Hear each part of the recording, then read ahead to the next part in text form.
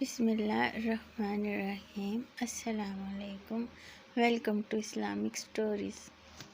عرب کے لوگ حضرت ابراہیم علیہ السلام کے دین کو چھوڑ چکے تھے، ان کے پیغام کو بھول چکے تھے اور مورتیوں کی پوجا کرنے لگے تھے، لیکن قریش کے کچھ لوگوں کو اس گمراہی کا احساس ہوا، چنانچہ انہوں نے شرک و بت پرستی کے خلاف آواز اٹھائی اور لوگوں کو حضرت ابراہیم علیہ السلام کا دیا ہوا سبق یاد دلایا۔ مکہ والوں سے انہوں نے کہا، قریش کے لوگوں، ابراہیم علیہ السلام کے بیٹوں، اللہ کے گھر پاک کرو۔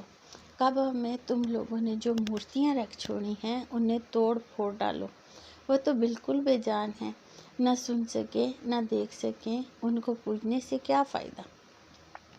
تم ان کا طواف کرتے ہو، ان پر چڑھاوے چڑھاتے ہو، ان کے نام کی قربانیاں کرتے ہو۔ بھائیو، توریت اور انجیل میں ایک نبی کا ذکر آیا ہے، وہ نبی تمہارے ہی اندر ہوگا، وہ بس آنے ہی والا ہے۔ یہودی عالم، عیسائی پادری اور کاہن سب یہی کہتے ہیں، لہٰذا تم اپنے آپ سے توبہ کرو اور ابھی سے اس کا انتظار کرو، دنیا میں کامیاب ہوگے اور آخرت میں بھی نہال ہوگے۔ اس وقت یہ بالکل ایک نئی آواز تھی۔ قریش کے کان کھڑے ہو گئے کہ یہ کون لوگ ہیں؟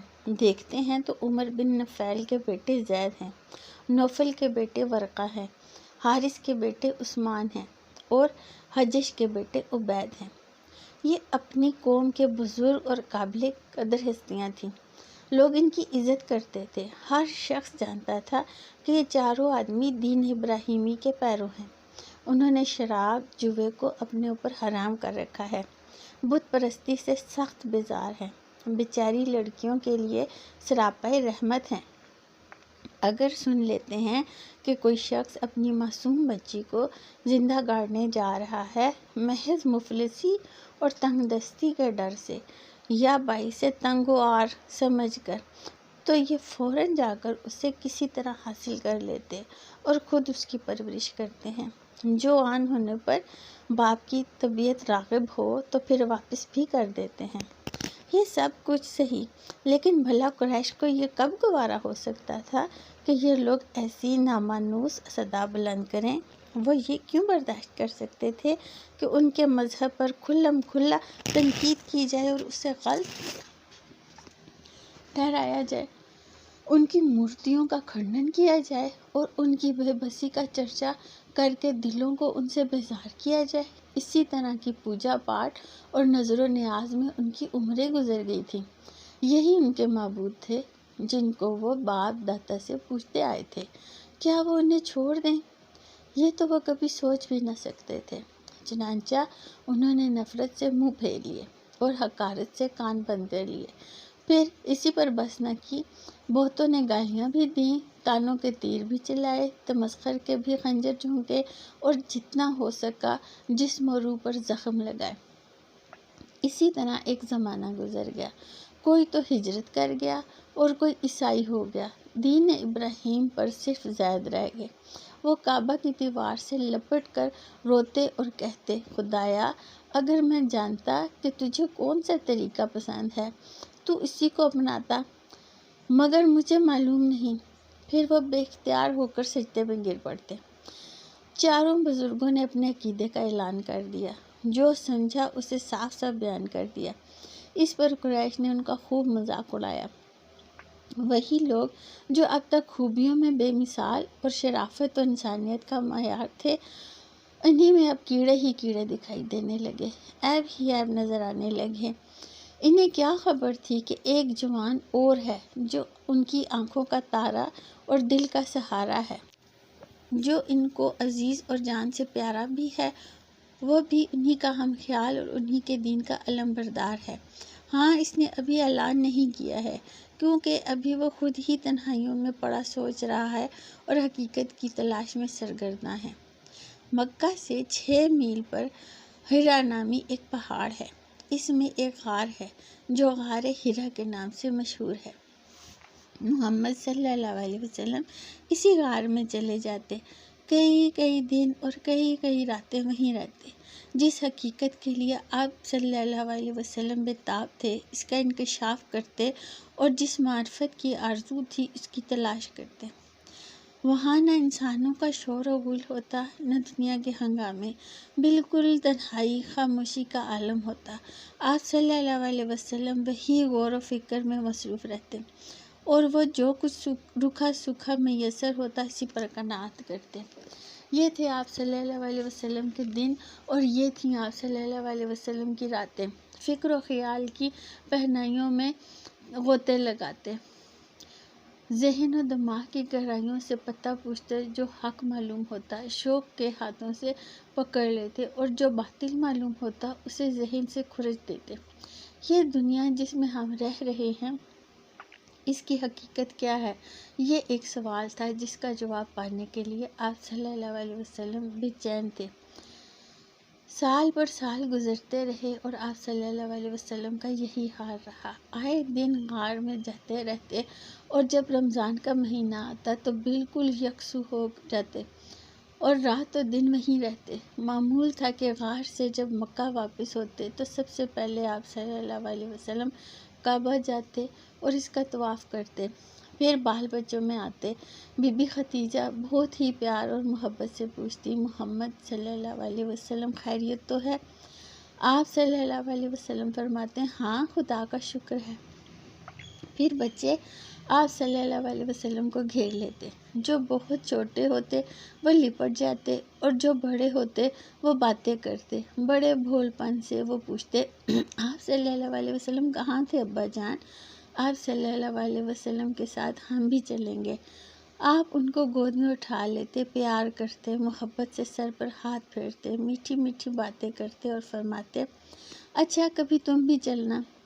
آپ صلی اللہ علیہ وسلم کچھ وقت بال بچوں میں گزارتے، ان کی پیاری پیاری باتوں سے خوش ہوتے، ان سے ہنس بول کر سکون پاتے، ان کی معصوم اداؤں سے مزے لوٹتے، پھر غار حرا لوٹ جاتے۔ لیکن یہ مبارک گھڑیاں اور یہ خوشی کے لمحے بہت ہی جلد بیت گئے۔ آپ صلی اللہ علیہ وسلم کے سب بیٹے ایک کے بعد ایک کر کے اللہ کو پیارے ہو گئے۔ قاسم، طیب اور طاہر سب اللہ سے جا ملے، زخم پر زخم لگتے رہے، لیکن پھر آپ صلی اللہ علیہ وسلم صبر کرتے رہے۔ بچپن میں تو یتیمی کا دکھ اٹھایا، بڑے ہوئے تو جگر گوشوں کا غم کھایا۔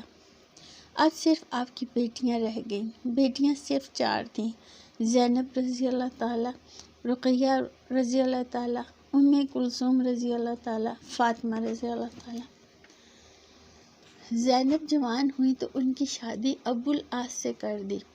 یہ بی بی خدیجہ کے بھانجے اور ربیع کے بیٹے تھے۔ پھر رقیہ اور کلثوم کی شادی عتبہ اور عتیبہ سے کر دی۔ یہ دونوں ابو لہب کے بیٹے تھے۔ آپ صلی اللہ علیہ وسلم کے ساتھ اب صرف فاطمہ رہ گئی، پیاری اور ننھی فاطمہ۔ آپ بیٹوں سے تو محروم ہو گئے، لیکن قسمت میں 2 بچے مل گئے، بہت ہی ہونہار اور سعادت مند، لائق اور وفاکش۔ چنانچہ اب وہ دونوں آپ صلی اللہ علیہ وسلم کے بیٹے تھے، آپ صلی اللہ علیہ وسلم ان کے باپ۔ بی بی خدیجہ کے ایک بھتیجے تھے، حکیم بن حزام۔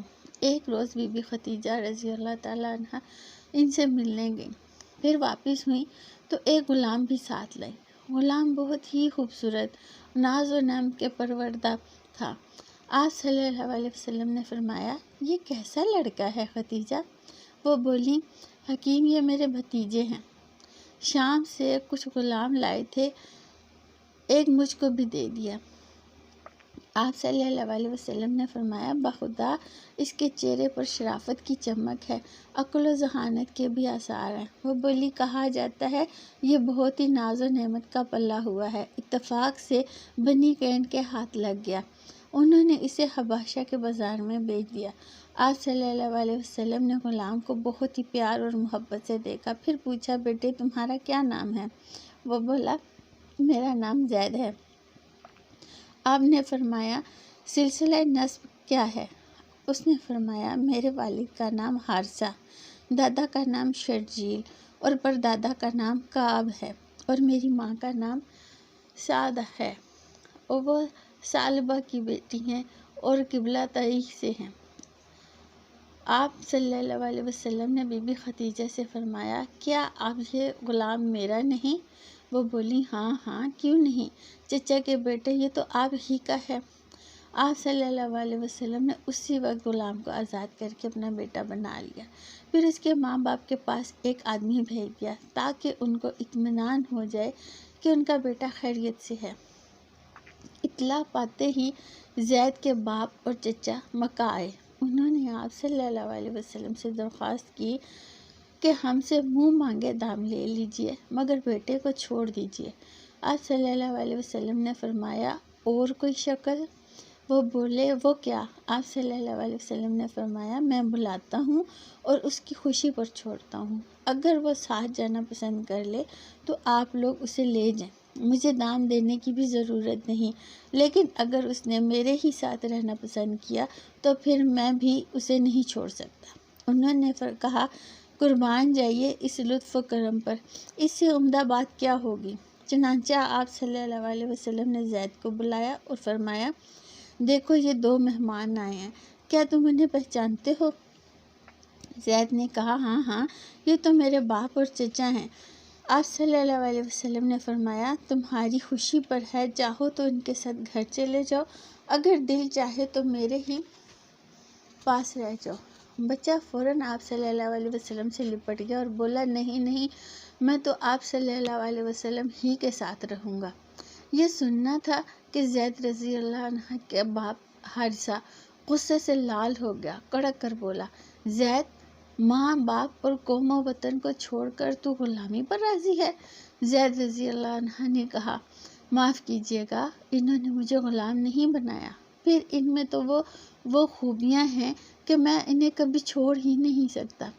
اس وقت آپ صلی اللہ علیہ وسلم نے زید کا ہاتھ پکڑا لے کر قریش کے پاس آئے اور فرمایا آپ لوگ گواہ رہیں، آج سے یہ میرا بیٹا ہے، یہ میرا وارث ہوگا اور میں اس کا وارث ہوں گا۔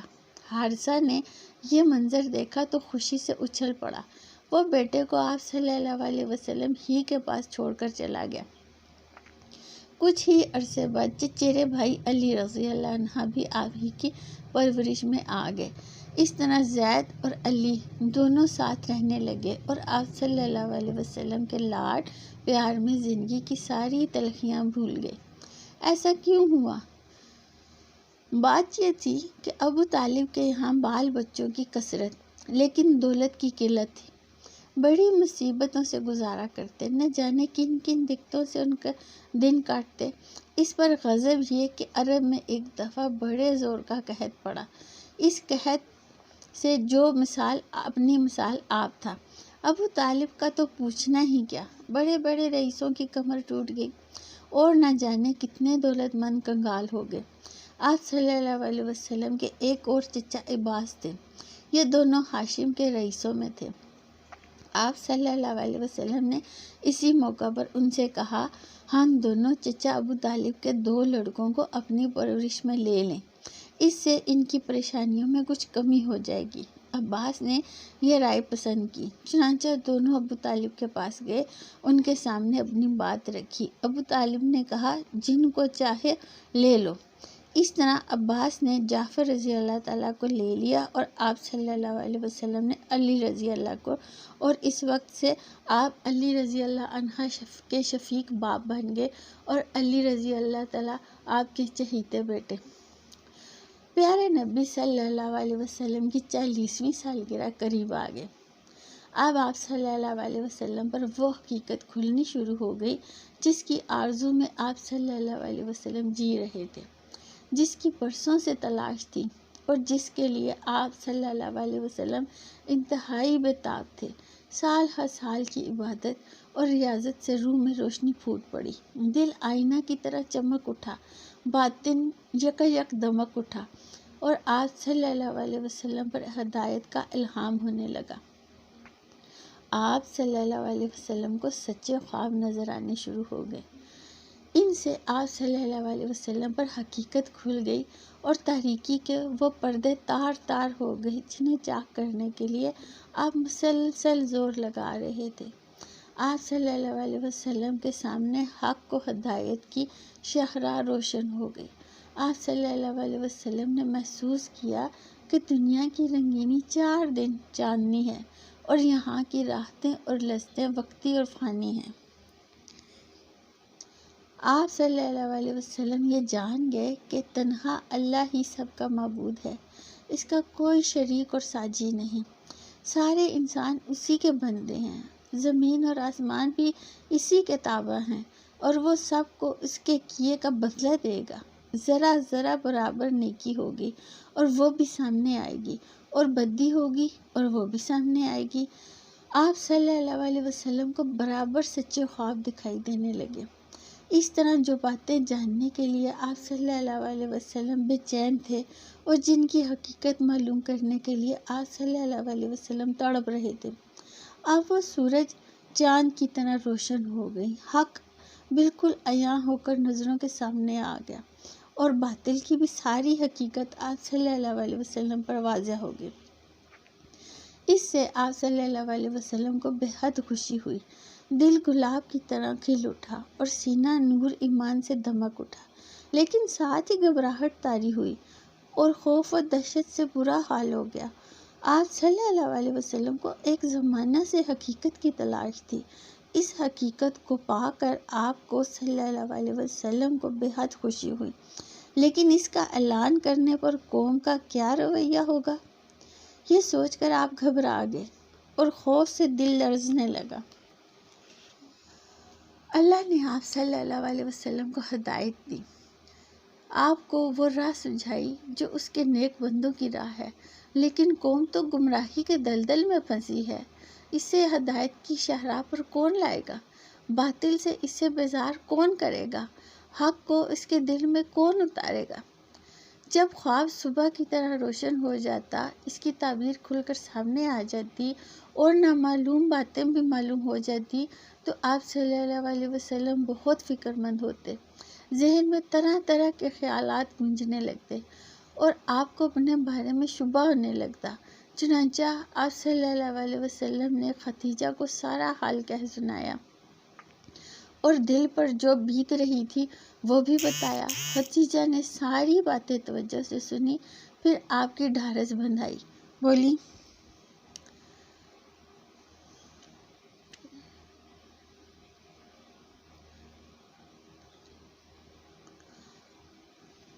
میرے سرتاج، آپ صلی اللہ علیہ وسلم فکر نہ کریں، آپ جیسے پر شیطان کہاں رہ پا سکتا ہے۔ اس سال رمضان آیا تو آپ صلی اللہ علیہ وسلم پھر غار حرا چلے گئے اور ہر چیز سے ہٹ کر غور و فکر اور عبادت میں لگ گئے۔ کسی وقت گھر والے بھی آ جاتے، وہ آپ کو دیکھ کر اپنی آنکھیں ٹھنڈی کرتے اور کچھ کھانا پانی بھی رکھ جاتے۔ غریب محتاج بھی آتے رہتے اور آپ صلی اللہ علیہ وسلم کی سخاوت سے سیراب ہوتے۔ یوں ہی رمضان کے کچھ دن گزر گئے۔ ایک روز آپ صلی اللہ علیہ وسلم غار میں آرام فرما رہے تھے، صبح کا وقت تھا، اچانک ایک فرشتہ دکھائی دیا، انتہائی حسین و جمیل فرشتہ، ہاتھ میں ایک ریشم کا ٹکڑا بھی تھا۔ فرشتے نے کہا، اقرا، پڑھو۔ آپ صلی اللہ علیہ وسلم بہت گھبرائے، فرمایا، ماں اقرا، مجھے پڑھنا نہیں آتا۔ اب آپ صلی اللہ علیہ وسلم کو ایسا محسوس ہوا جیسے وہ گلا گھونٹ رہا ہے، جسم مبارک کو بھیج رہا ہو۔ پھر اس نے چھوڑ دیا اور کہا، اقرا، پڑھو۔ آپ صلی اللہ علیہ وسلم نے فرمایا، ماں اقرأ، مجھے پڑھنا نہیں آتا۔ یہ کہنا تھا کہ آپ صلی اللہ علیہ وسلم کو پھر محسوس ہوا وہ گلا گھونٹ رہا ہے، جسم مبارک کو بھیج رہا ہے۔ پھر اس نے چھوڑ دیا اور کہا، اقرا، پڑھو۔ آپ صلی اللہ علیہ وسلم کو اندیشہ ہوا کہ اگر اس بار بھی وہی جواب دیا تو پھر گلا گھونٹے گا اور اس بار تو اور زور سے بھیجے گا، چنانچہ فرمایا، ماذا اقرأ، کیا پڑھوں؟ فرشتے نے جواب دیا، اقرأ بسم ربک الذی خلق، خلق الانسان من علق، اقرأ وربک الاکرم، الذی علم بالقلم، علم الانسان ما لم یعلم۔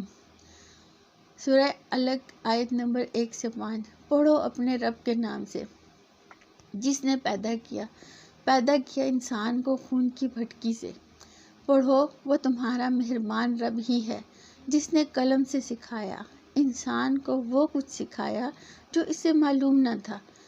فرشتہ کے بتانے پر آپ صلی اللہ علیہ وسلم نے یہ پڑھا اور پڑھتے ہی ذہن پر نقش ہو گیا۔